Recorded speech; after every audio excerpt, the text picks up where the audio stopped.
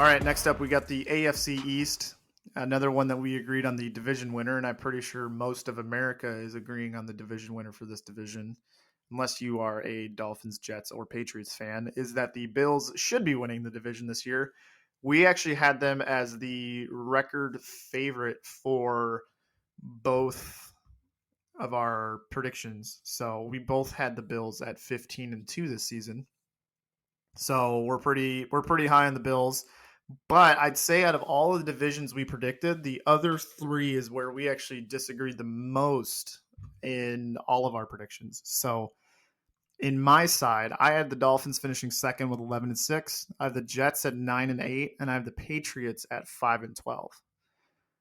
Conversely, Lighting has the Patriots second at 12-5, the Dolphins 6-11, and the Jets 5-12.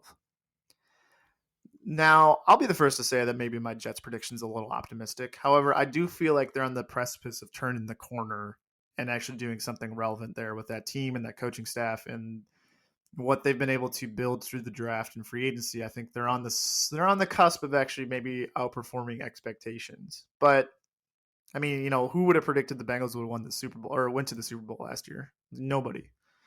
So I think they could have some sort of like character arc just like that. Not getting to the Super Bowl per se, but definitely rounding the hump and getting over 500. For me, the Bills was obviously an easy choice, like you talked about. The Patriots at 12-5. That was another one when I looked at the overall rankings after the fact. I was like, holy smokes, how did I give the Patriots 12 wins? So I tried to go through and actually give them more losses, and I found it a little bit difficult to do. It's not even that I'm a huge believer in that team in general. I think I'm just not as low on Mac Jones as you are. And I also did that prediction before his abysmal final preseason showing. So if there was one I would go back on, it's the Patriots, although I still think they're going to finish ahead of the Dolphins and Jets. I'm not a believer in Tua, even with some of the added weapons. Again, maybe I'll get proven wrong on that front, but I just can't quite get behind the Tua train just yet.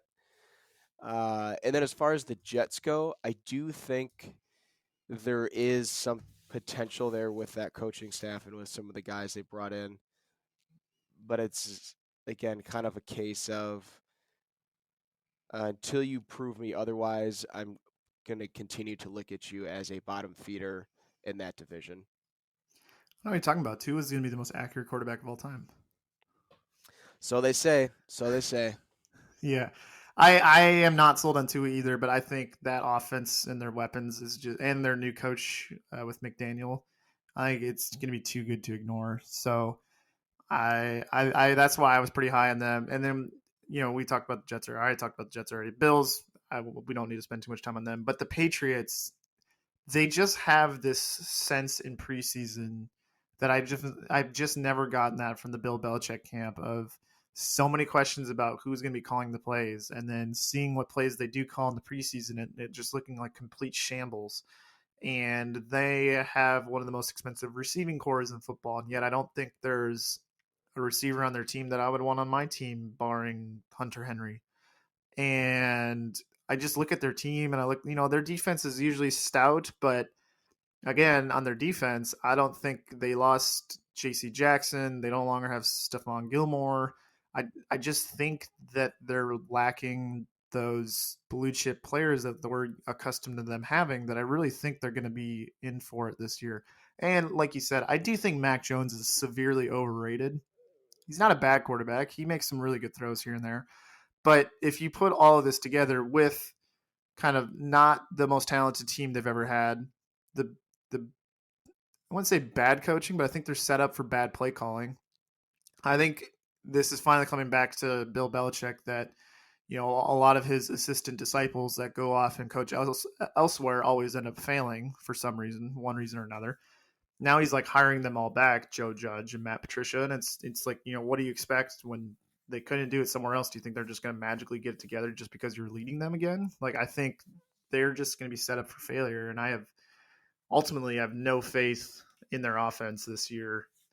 And this will probably be one that probably comes back to bite me, but I'm sticking pretty pretty confidently in my 5-12. I just think they've given me nothing to go off of this year to think that they're going to actually have a good season.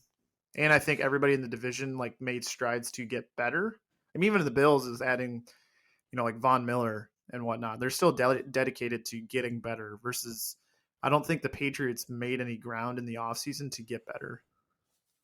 Yeah, I think your Patriots prediction is one of the ones that, for obvious reasons, you're going to look back on and be like, wow, Hickey hit that one right on the head, or God, what an idiot. What an idiot for ever doubting Bill Belichick. Yeah. It's going to be one of the two. Yeah, I for sure. Do you think with I don't if I missed this, I'm sorry, but with the Jets, do you think they're going to be over that 5 wins or under that 5 wins? I think they'll be right around that 5 wins. If they bumped it to 6 or 7, I wouldn't be shocked. But I still don't think they'll finish above 500 like you have them. And then what percent chance do you give the Bills in making the Super Bowl? 30%. I was thinking about 30 to 40. It really depends on what happens in the AFC West and who ends up getting the division crown from that division, and then therefore having the home field game the first round, because that's going to be, I think, super pivotal. Well, and what could really screw up the West too is there is a world where, 3 of those teams make the playoffs, and then the division winner has to play an in-division rival in the first round.